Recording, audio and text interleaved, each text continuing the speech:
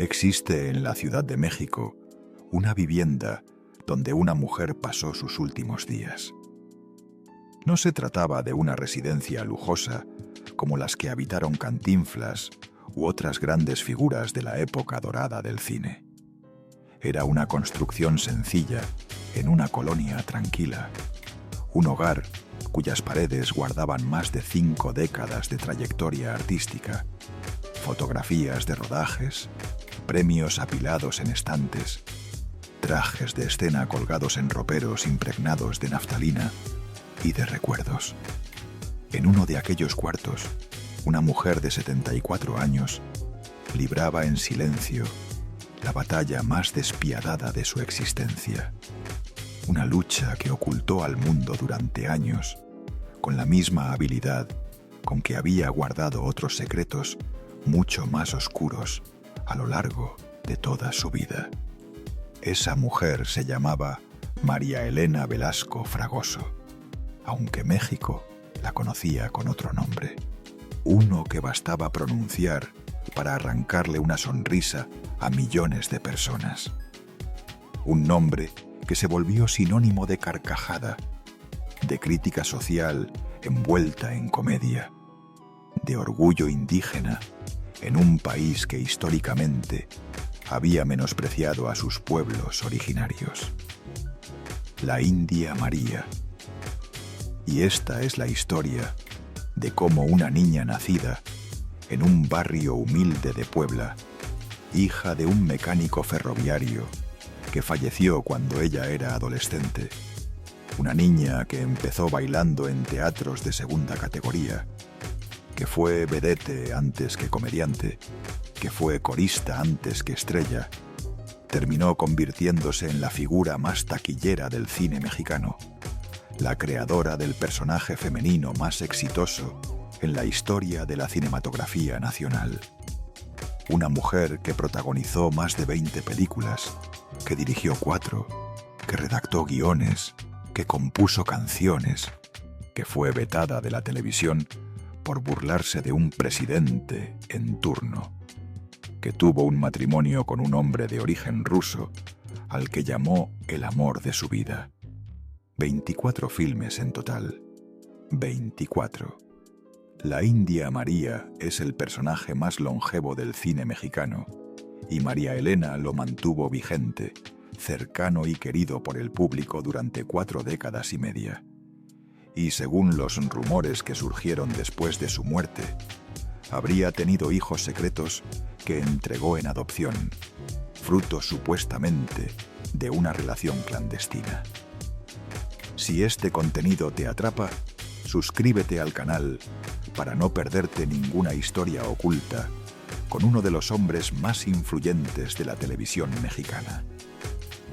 Hoy vas a conocer la historia completa, una historia de supervivencia, de talento, de ambición, de amor, de pérdida, de poder, de censura, de secretos y de un cáncer que la fue consumiendo por dentro mientras ella seguía sonriendo frente a las cámaras. Pero comencemos desde el principio, porque para comprender a la India María, primero hay que entender a la mujer que la creó. Y esa mujer venía de un lugar donde la risa era el único escudo contra la miseria. 17 de diciembre de 1940, Puebla de Zaragoza. En la colonia Tierra y Libertad, una de las zonas más pobres de la ciudad, viene al mundo una niña. Su padre, Tomás Velasco Saavedra, es mecánico ferroviario, un hombre de manos callosas que se gana el sustento reparando locomotoras. Su madre, María Elena Fragoso Peón, oriunda de Acámbaro, Guanajuato, es una mujer fuerte y trabajadora que mantiene el hogar a flote con lo que el salario de un mecánico alcanza a dar. No eran ricos, no eran clase media, eran pobres, pobres de verdad. La infancia de María Elena en Puebla fue breve, demasiado breve. Siendo apenas adolescente, su padre cayó gravemente enfermo. Una infección que en aquella época, sin los antibióticos ni los avances médicos actuales, equivalía prácticamente a una sentencia de muerte. Tomás Velasco Saavedra murió dejando a su familia sin sustento, sin amparo, sin porvenir. Su viuda tomó entonces una decisión que lo cambiaría todo. Empacó a sus hijos y se trasladó a la Ciudad de México, no por elección, sino por necesidad. En Puebla no había trabajo suficiente para una viuda con 4 hijos. En la capital al menos había posibilidades, al menos había esperanza, al menos había algo a que aferrarse. María Elena tenía que trabajar, no había alternativa. La escuela quedó atrás. Estudió algo de comercio, lo indispensable para conseguir empleo. Pero su destino no estaba en una oficina, ni frente a un escritorio. Estaba en un escenario, y ella lo sabía, aunque todavía no supiera con exactitud cómo llegar hasta allí. Y no estaba sola en ese camino. Su hermana menor, Susana Velasco, conocida como Susi, sentía el mismo llamado del espectáculo. Las 2 hermanas Velasco comenzarían juntas en el mundo artístico. Susi también trabajó en el medio, aunque nunca alcanzó la fama de María Elena. Sin embargo, fue su compañera en los primeros años, su cómplice, la persona que entendía de dónde venían y hacia dónde querían llegar. Años después, cuando surgieron los rumores sobre los supuestos hijos secretos de María Elena, sería precisamente Susi Velasco quien saldría públicamente a desmentir las acusaciones, defendiendo el honor de su hermana, incluso tras su muerte. Porque María Elena Velasco tenía algo especial, un cuerpo que se movía como si la música le habitara por dentro. Desde niña había bailado. Bailaba en su casa, en la calle, donde hubiera ritmo. Y en la Ciudad de México de finales de los años 50, el baile era una forma de ganarse la vida, no una forma elegante ni respetable según los criterios de la época, pero sí una forma real. Con apenas 15 años, María Elena consiguió trabajo como segunda tiple en el Teatro Tívoli. Ser segunda tiple significaba formar parte del cuerpo de baile en la fila de atrás, como una de las chicas que danzaban detrás de la estrella principal. No era glamoroso. El Tívoli era un teatro de revista y variedades donde el humor subido de tono convivía con el baile y la música. Era el escalón más bajo del espectáculo profesional, pero era un escalón.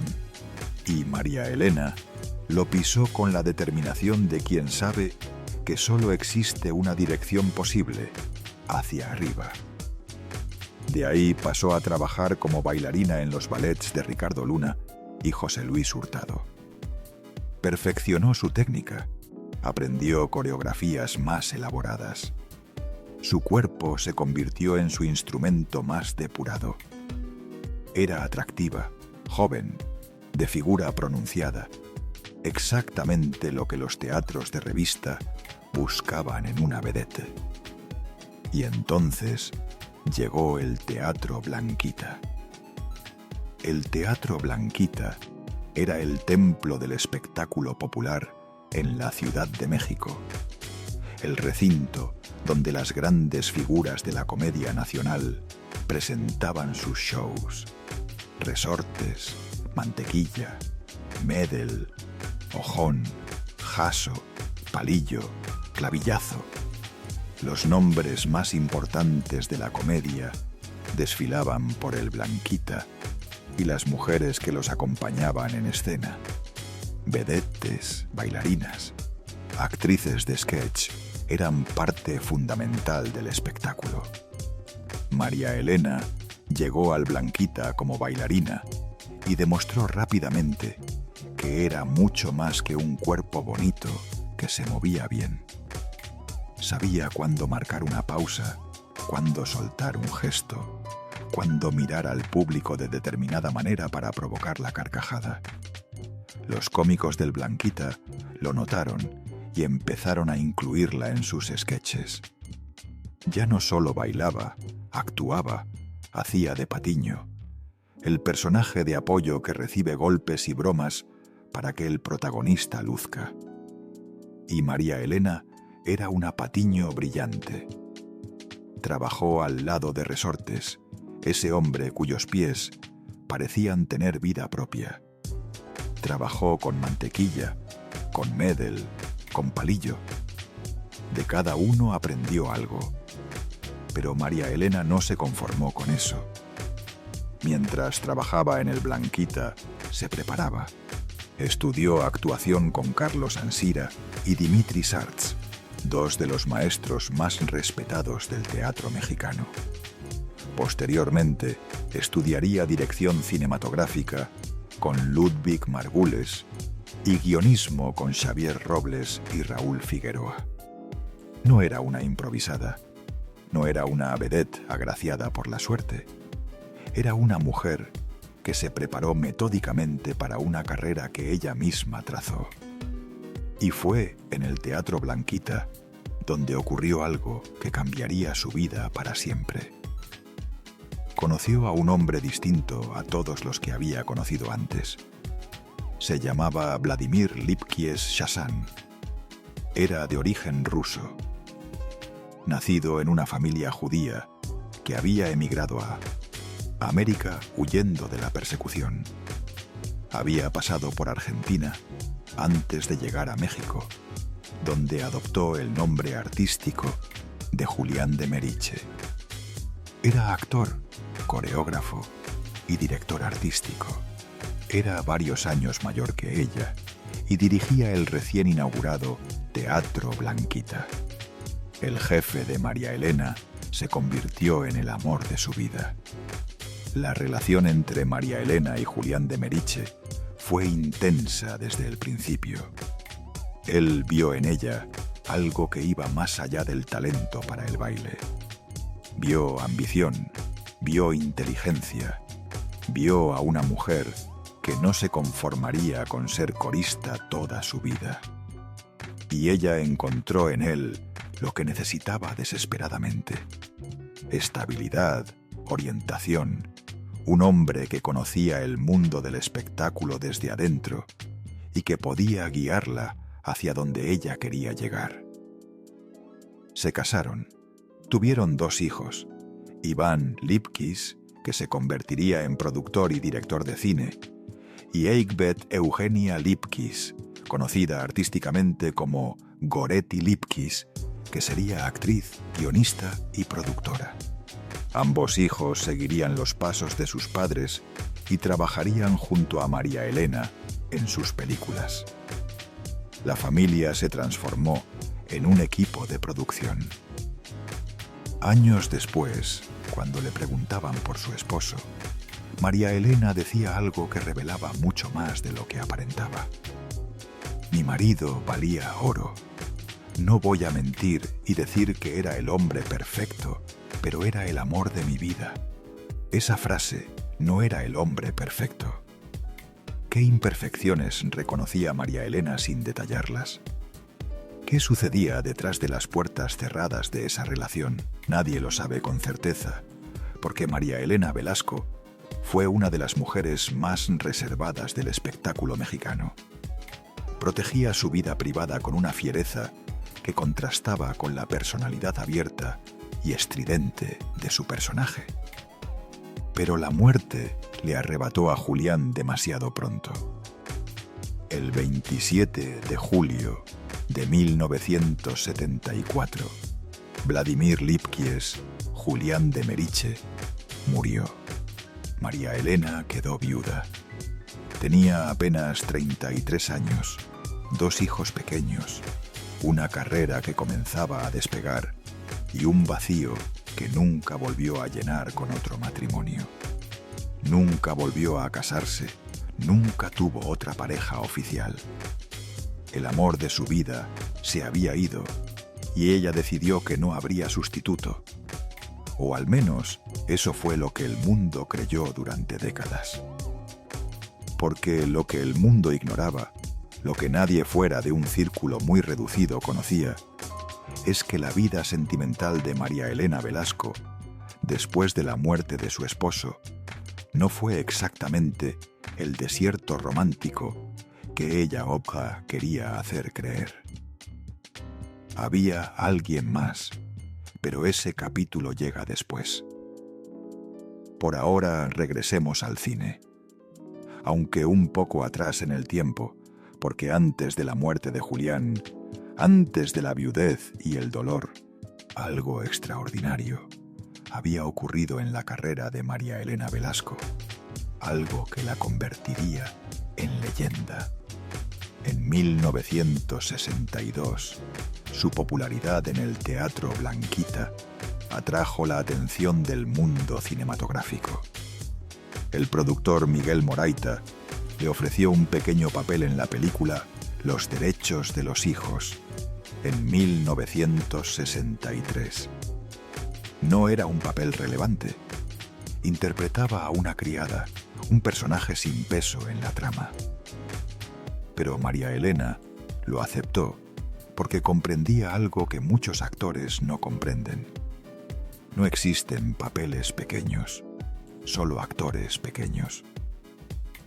En esa misma época, el legendario Juan Bustillo Oro le dio el papel de Petra, otra sirvienta en México de mis recuerdos, otro papel secundario, otro personaje menor.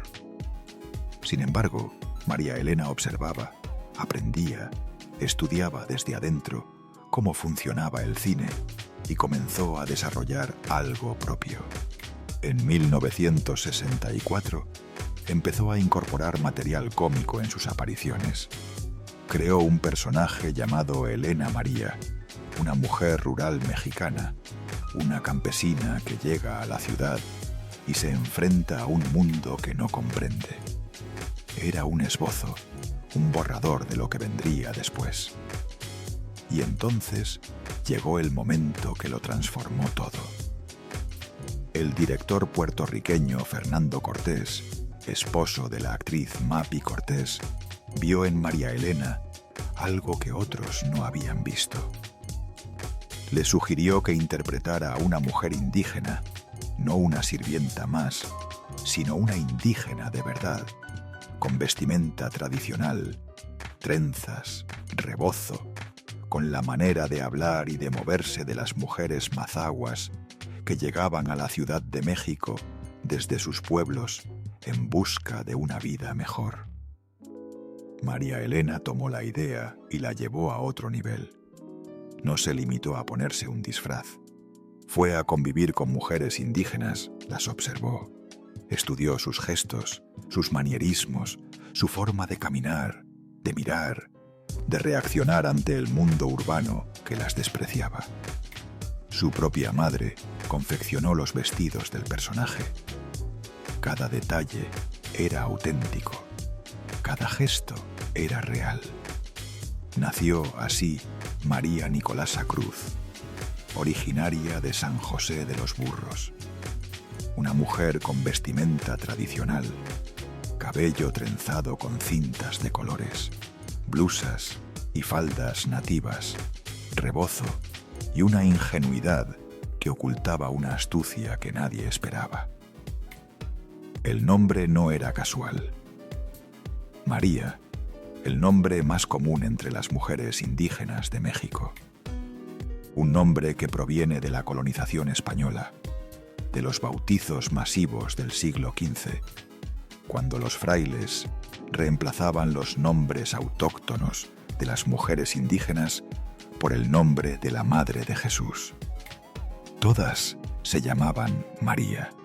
Era una manera de borrar sus identidades individuales, de uniformarlas, de volverlas invisibles. Y María Elena Velasco tomó ese nombre que significaba invisibilidad y lo convirtió en todo lo contrario. Lo transformó en un nombre que todo México reconocía, que llenaba cines, que era un acto de reivindicación cultural que quizás ella misma no dimensionó del todo al principio, pero que creció con el tiempo hasta convertirse en algo más grande que cualquier película. La India María. La primera aparición oficial del personaje fue en la película El Bastardo en 1968, donde María Elena fue acreditada por primera vez como María Elena Velasco, la India María. No era la protagonista, pero el público la notó. La gente se rió, la recordó, quiso más. En 1969 llegó la televisión. Raúl Velasco, el conductor más poderoso de la televisión mexicana, la invitó a su programa Siempre en Domingo para un segmento cómico donde la India María hacía de las suyas. El segmento se convirtió en un éxito inmediato. Todo México veía a esa mujer indígena que hablaba gracioso, que se confundía con la tecnología moderna, que no entendía las costumbres de la ciudad, pero que siempre terminaba siendo más lista que todos los que se reían de ella. Ese era el truco. Ese era el genio del personaje. La India María parecía tonta, pero no lo era. Era más inteligente que todos y el público lo sabía. El público se identificaba con ella porque millones de mexicanos se sentían exactamente así, invisibles, despreciados, subestimados, pero más capaces de lo que el mundo quería reconocer. Y aquí es necesario que prestes atención a algo. El nombre que acabo de mencionar, Raúl Velasco, volverá a aparecer en esta historia. Volverá de una manera inesperada, de una manera que involucra secretos, hijos ocultos, adopciones clandestinas y un escándalo que estalló después de la muerte de María Elena. Pero primero hay que entender qué tan grande se volvió la India María. ¿Cuánto dinero generó? ¿Cuánto poder acumuló María Elena? ¿Y por qué tenía tanto que perder si ciertos secretos salían a la luz? Cuando lo entiendas, la revelación golpeará diferente. Volvamos a la carrera. Porque mientras los secretos se acumulaban en la vida privada, la trayectoria profesional de María Elena Velasco explotaba como un volcán. Hay que comprender el contexto. Cuando ella comenzó en el cine, la época de oro ya estaba llegando a su fin. Los grandes estudios producían menos que antes. Los presupuestos habían disminuido. La televisión le robaba audiencia al cine. Muchos actores de la generación anterior envejecían o morían. Pedro Infante había fallecido en 1957. Jorge Negrete en 1953. La industria necesitaba sangre nueva, personajes nuevos, formas distintas de conectar con un público que ya no era el de los años 40. Y María Elena llegó en el momento exacto. No era casualidad, era instinto. Ella entendía algo que muchos productores y directores no comprendían. El México de los años 70 era un país diferente al de la época de oro. Era un país que se urbanizaba a velocidad vertiginosa.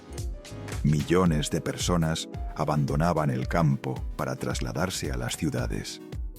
Indígenas, campesinos, gente del interior de la República que llegaba a la Ciudad de México con lo indispensable, buscando trabajo, oportunidades, una vida que el campo ya no podía ofrecerles. Y esas personas necesitaban verse representadas en algún lugar. Necesitaban a alguien que hablara por ellas. Necesitaban a la India María. Cortés dirigió las primeras 8 películas del personaje. 8 filmes que establecieron el universo de la India María, las reglas de su comedia, la forma en que interactuaba con el mundo. Era una colaboración perfecta. Cortés dominaba el ritmo. María Elena dominaba al personaje. Juntos crearon algo que ninguno de los dos hubiera podido lograr solo. Cuando Cortés murió en 1979, María Elena perdió a su mentor cinematográfico. Era la segunda pérdida devastadora tras la muerte de su esposo 5 años antes. Pero así como el fallecimiento de Julián de Merich no la detuvo en su vida personal, la muerte de Cortés no la detuvo en su carrera. Asumió el control. Comenzó a dirigir ella misma, a escribir sus propios guiones, a producir. Se convirtió en la arquitecta absoluta de su universo creativo. En 1972 se estrenó Tonta, pero no tanto, la primera película protagonizada por la India María, dirigida por Fernando Cortés. El éxito fue arrollador. Los cines se llenaron. La gente hacía fila para ver a esa mujer indígena que los hacía reír hasta las lágrimas. No era cine de arte, no era cine para críticos, era cine para el pueblo, para la gente que trabajaba toda la semana y el fin de semana quería ir al cine a olvidarse de sus problemas. Y la India María les daba exactamente eso: alivio, risa, la sensación de que alguien los entendía. Eran comedias de bajo presupuesto, filmadas con rapidez, con guiones sencillos, pero funcionaban porque María Elena Velasco era un fenómeno. Su timing cómico era impecable. Su capacidad de improvisación era sobrenatural y su personaje conectaba con algo profundo en la psique mexicana.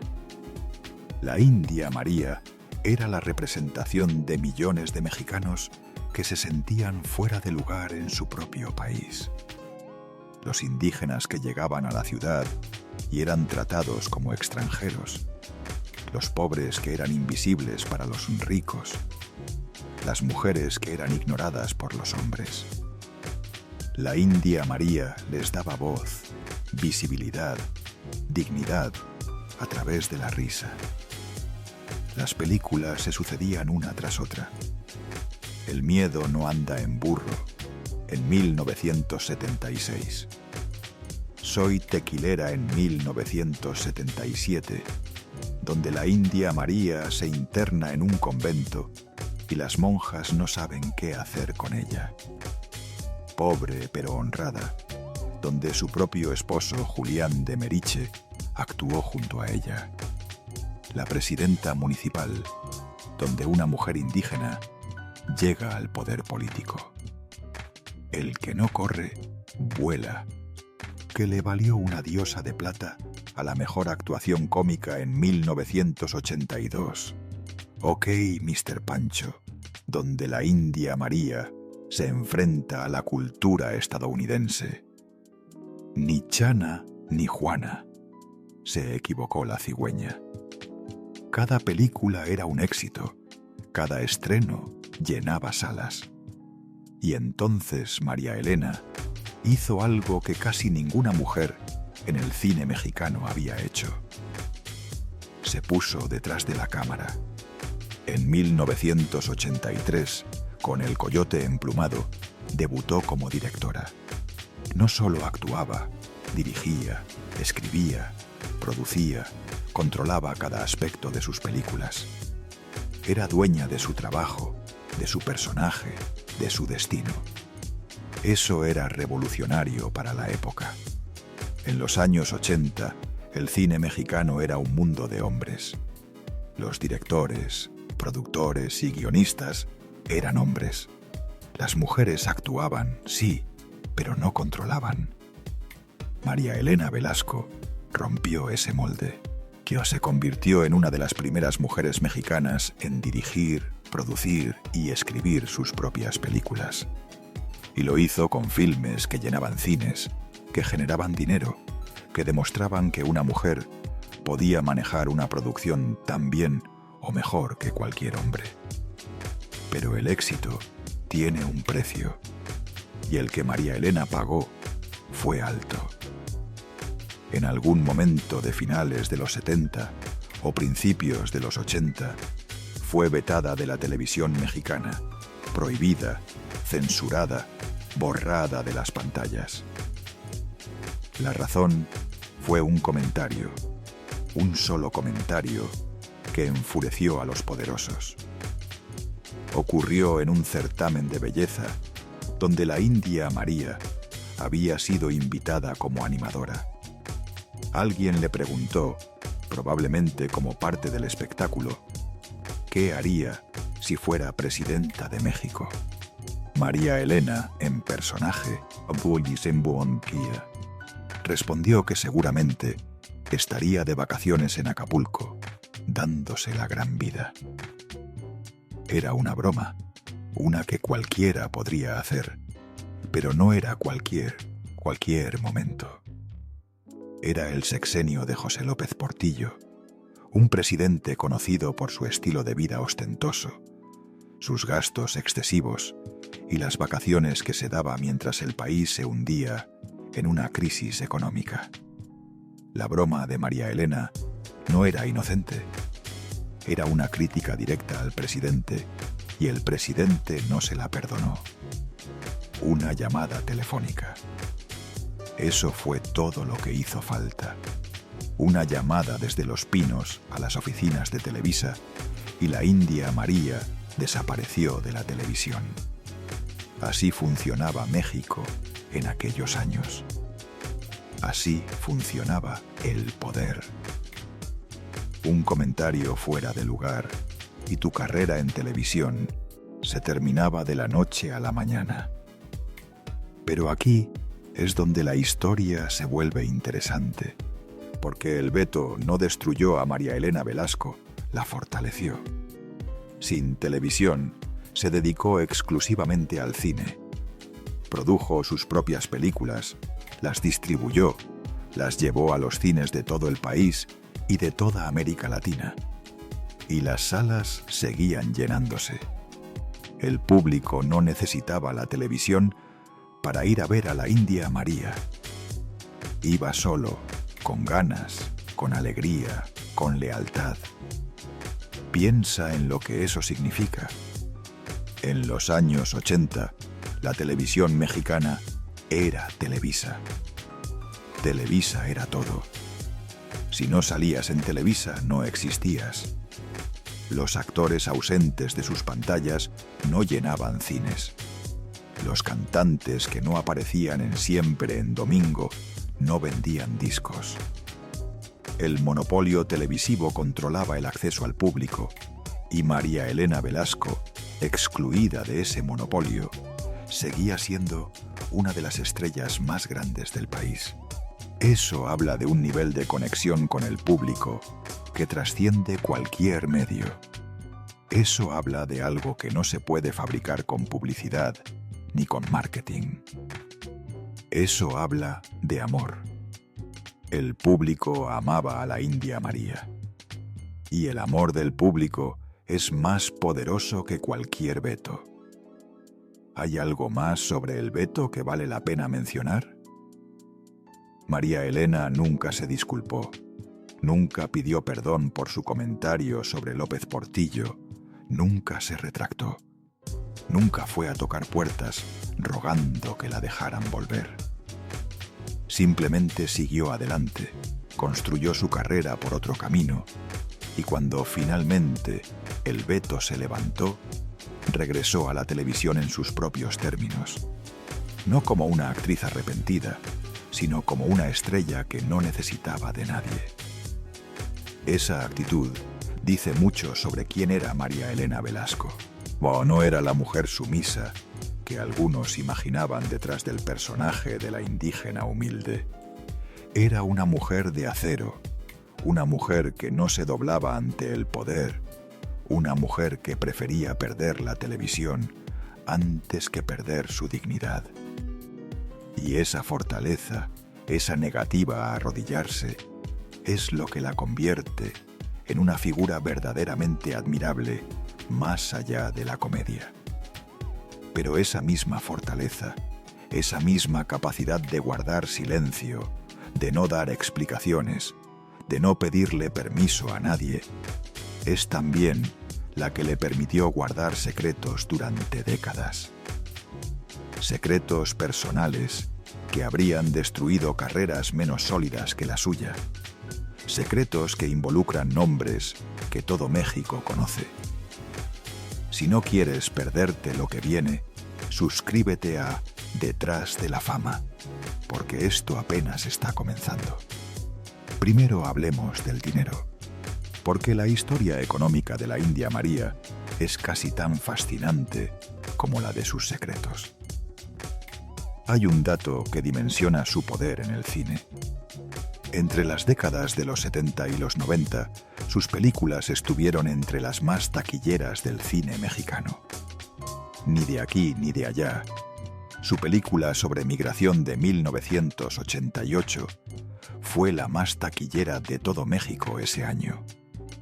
Una producción de bajo presupuesto, dirigida por una mujer, protagonizada por un personaje indígena, superando en recaudación a las grandes producciones de la industria.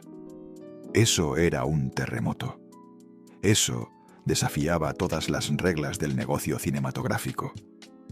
Y ahora hablemos de algo que casi nadie menciona cuando se habla de la India María. El dinero, la fortuna, el negocio que María Elena construyó alrededor de su personaje. Aquí hay una contradicción fascinante. La India María era pobre en la pantalla, la mujer sin dinero, sin educación, sin recursos. Pero María Elena Velasco, la mujer detrás del personaje, construyó un negocio millonario con esa pobreza ficticia. Cada película era una inversión que generaba rendimientos enormes. Las producciones eran de bajo presupuesto. Se filmaban con rapidez, con equipos reducidos, sin efectos especiales ni locaciones costosas. Pero las ganancias eran desproporcionadas porque el público era masivo. Cientos de miles de personas pagando su boleto, multiplicados por decenas de salas en todo el país. Los números eran impresionantes. María Elena no era solo la estrella, era la productora, y a partir de los años 80 también fue directora y guionista. Eso significaba que controlaba la cadena completa. Ella decidía cuánto se gastaba en producción, cómo se distribuían las películas, quién trabajaba y quién no. Era la jefa absoluta de un negocio familiar que funcionaba como una maquinaria bien aceitada. Su hijo Iván producía, su hija Goretti escribía y producía. La productora familiar Producciones Blady era el vehículo corporativo detrás de todo. El nombre de la productora venía de Vladimir, el nombre real de su esposo fallecido. Incluso en el negocio, María Elena honraba al amor de su vida. Cada película producida bajo ese sello era un homenaje silencioso al hombre que la había respaldado cuando ella era apenas una bailarina con grandes sueños. Pero aquí viene la paradoja del dinero de la India María. A pesar de las enormes recaudaciones en taquilla, María Elena Velasco no acumuló una fortuna estratosférica. Según algunas estimaciones, su patrimonio al momento de su muerte rondaba los 5 millones de pesos. Puede parecer mucho, pero para una mujer que fue la actriz más taquillera de México durante 3 décadas, es una cifra modesta, muy modesta. La razón es simple y reveladora. María Elena reinvertía todo en sus películas. Cada peso que ganaba con un filme iba a financiar el siguiente. No ahorraba grandes cantidades, no invertía en bienes raíces como Cantinflas. no diversificaba su fortuna. Todo iba al cine, todo iba a mantener vivo al personaje, todo iba a seguir produciendo. Era una artista que vivía para su arte, no para su cuenta bancaria. Y hay algo dolorosamente poético en eso. Una mujer que nació en la pobreza, que creció sin padre, que llegó a la Ciudad de México sin nada, que construyó una carrera millonaria desde cero y que al final de su vida no tenía una gran fortuna acumulada, no porque hubiera fracasado, sino porque cada peso que ganó lo devolvió al trabajo, como si el dinero le quemara las manos, como si tener demasiado la hiciera sentir que traicionaba al personaje que la había hecho famosa. La India María era pobre y María Elena Velasco, de alguna manera, eligió no alejarse demasiado de esa pobreza. Eligió vivir más cerca de María Nicolasa Cruz que de las estrellas de Hollywood. Eso también explica por qué sus películas eran de bajo presupuesto. No era porque no tuviera dinero, era porque entendía que la clave de la rentabilidad estaba en mantener los costos reducidos. Si gastas poco y ganas mucho, puedes seguir haciendo películas indefinidamente. Si gastas mucho, una sola película que fracase puede arruinarte. María Elena aplicó esa lógica durante toda su carrera y nunca falló. Cada película recuperó su inversión. Cada película generó ganancias. Algunas más, otras menos, pero ninguna fue un desastre financiero. Esa consistencia es casi inaudita en una industria donde el fracaso es la norma y el éxito la excepción. Y cuando murió, la herencia fue directa. Sus hijos reconocidos, Iván y Goretti Lipkis, recibieron lo que había. No hubo disputas legales públicas. No hubo escándalos hereditarios como los que rodearon a Cantinflas u otras estrellas del espectáculo mexicano. La familia Lipkis Velasco manejó todo con la misma discreción que María Elena había mantenido durante toda su vida, sin reflectores, sin dramas, sin lavar trapos sucios en público. Pero hay una herencia que no se puede medir en pesos: los derechos de las películas. Más de 20 filmes que siguen generando dinero cada vez que se transmiten en televisión, cada vez que se venden en formato físico, cada vez que aparecen en plataformas digitales. Esos derechos son un ingreso constante que los hijos de María Elena heredaron y que seguirán produciendo rendimientos durante décadas. El verdadero tesoro de la India María no está en una cuenta bancaria. Está en las películas mismas, en el catálogo, en el personaje que sigue vendiendo casi una década después de la muerte de su creadora. Los hijos de María Elena continuaron trabajando en la industria del entretenimiento tras su fallecimiento. Iván como director y productor, Goretti como escritora y productora. Colaboraron incluso con otros grandes del espectáculo, incluyendo trabajos junto al equipo de Roberto Gómez Bolaños, Chespirito. La conexión entre la India María y el Chavo del Ocho no es casual. Ambos personajes representaban a los desposeídos de México. Ambos usaban el humor para hablar de pobreza, injusticia y desigualdad. Ambos eran amados por millones. Y las familias detrás de ambos personajes terminaron cruzando caminos profesionales. ¿Hay algo más sobre la fortuna de María Elena que vale la pena reflexionar? Comparemos. Cantinflas construyó una mansión de más de 4.000 metros cuadrados en una de las colonias más exclusivas de la Ciudad de México.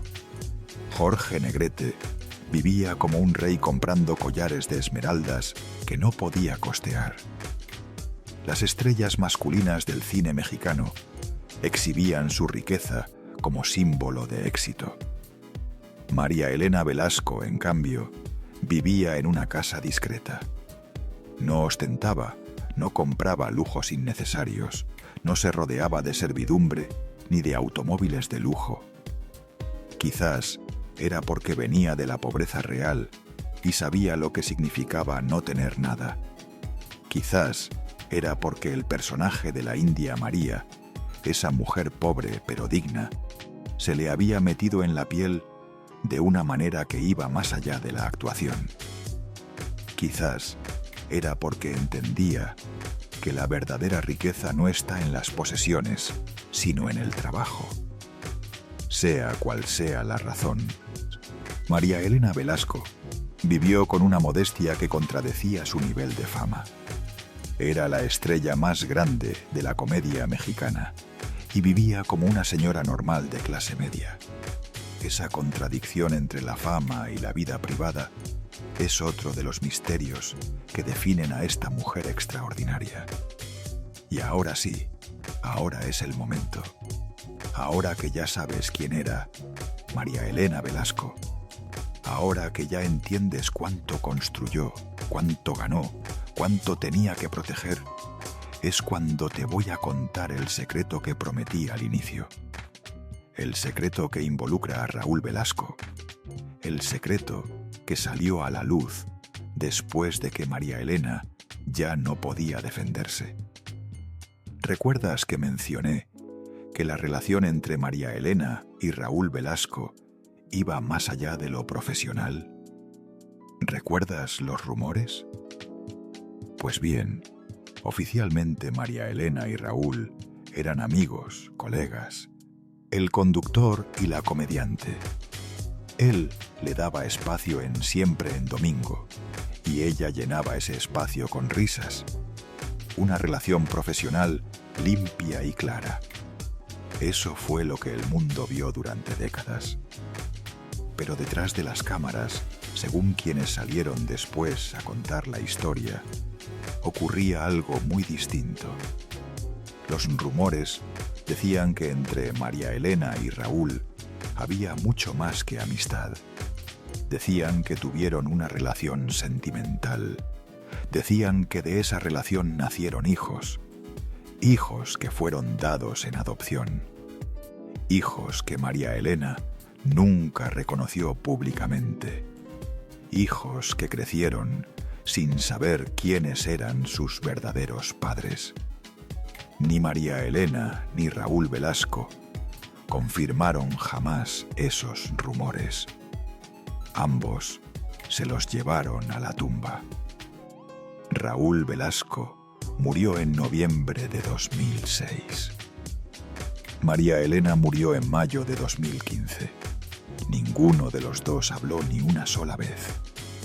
Pero después de la muerte de María Elena, una mujer llamada Mirna Velasco apareció en los medios. Mirna tenía 50 años, vivía en Los Ángeles, California, y dijo algo que sacudió al mundo del espectáculo mexicano. Que ella era hija de María Elena Velasco y Raúl Velasco, que la habían entregado siendo bebé a una empleada doméstica que trabajaba para María Elena y que su madre adoptiva le confesó la verdad años después. Cuando Mirna descubrió que estaba siendo criada por personas que no eran sus padres biológicos, la historia de Mirna es desgarradora. Me regalaron de chiquita, contó en una entrevista con el periodista Javier Seriani.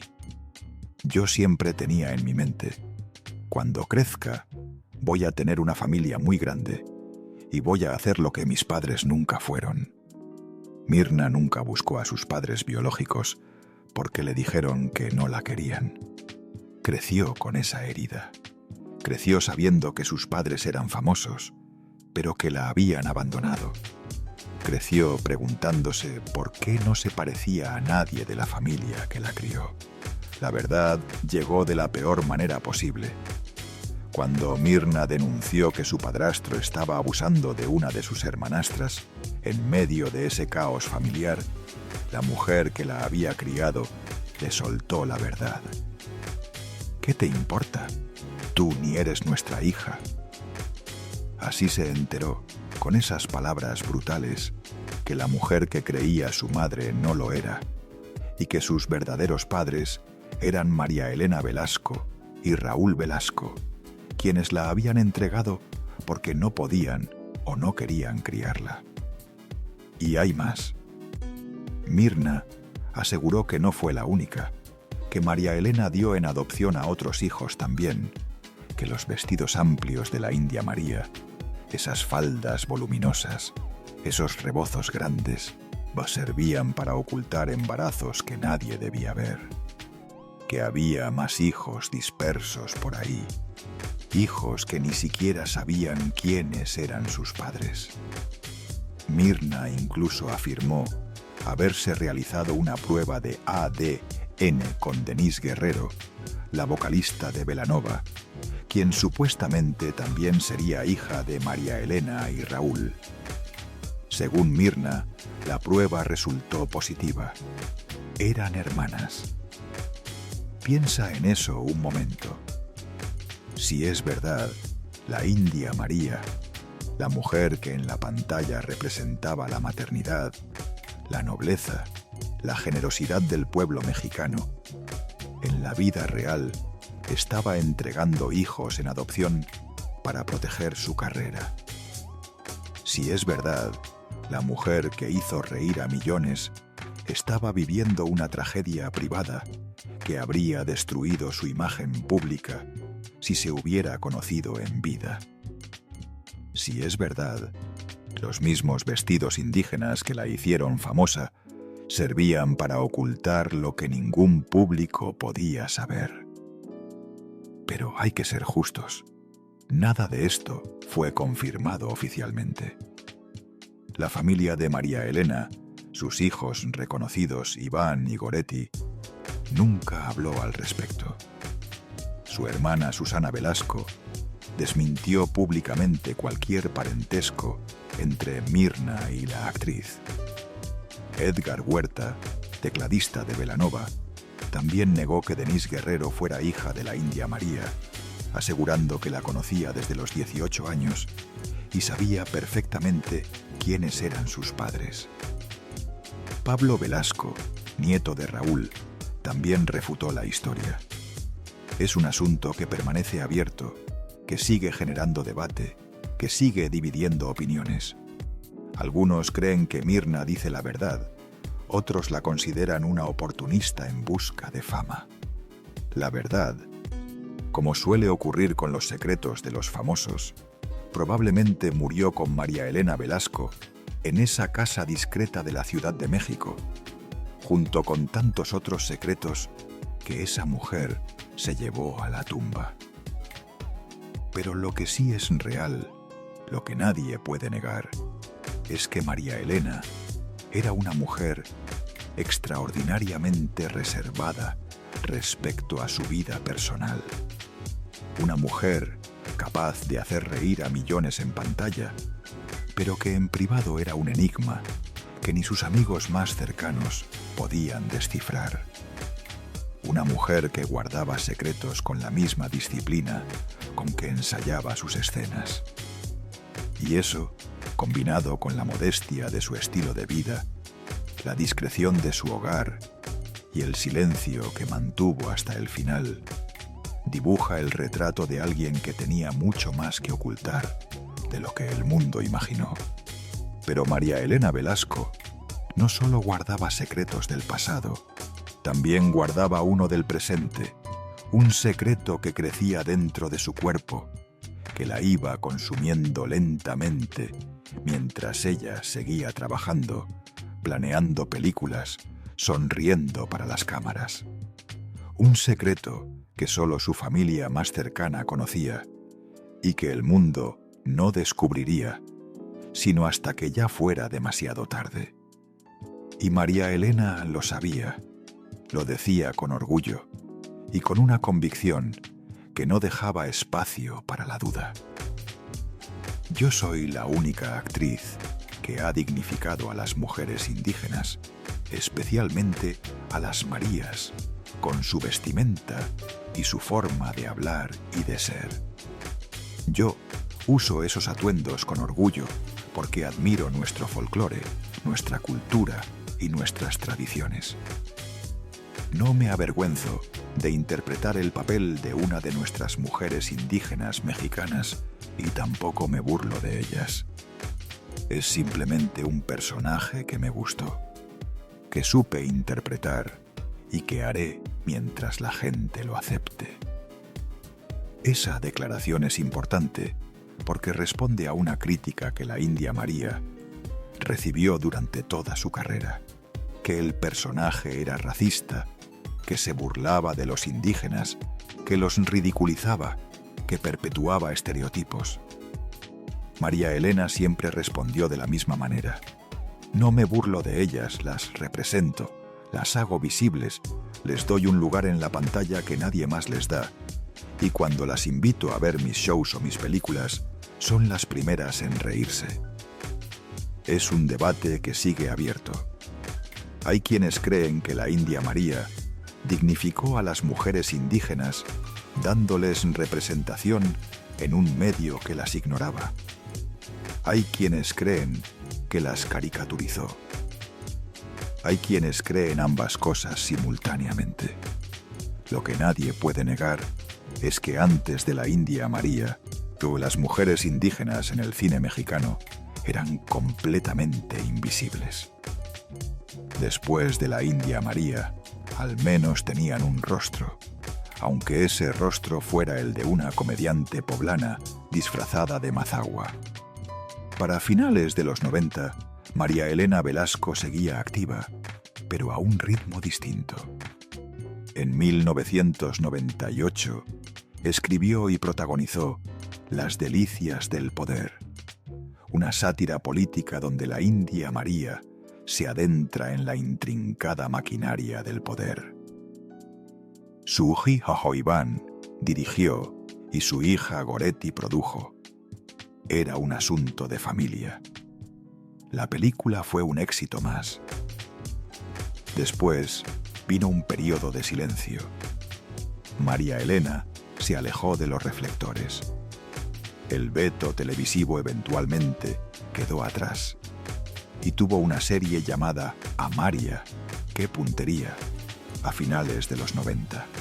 Un programa donde la India María trabajaba como empleada doméstica en casa de un productor de cine en la Ciudad de México. Las aventuras de María Nicolasa en ese mundo de vanidades y pretensiones dieron para varias temporadas. También recibió el premio Celia Montalbán de la Asociación Mexicana de Críticos de Teatro por su actuación en la obra México canta y aguanta en 1994. Hizo algunas apariciones especiales, incluyendo un cameo memorable en La familia Peluche, la serie de comedia de Eugenio Derbez.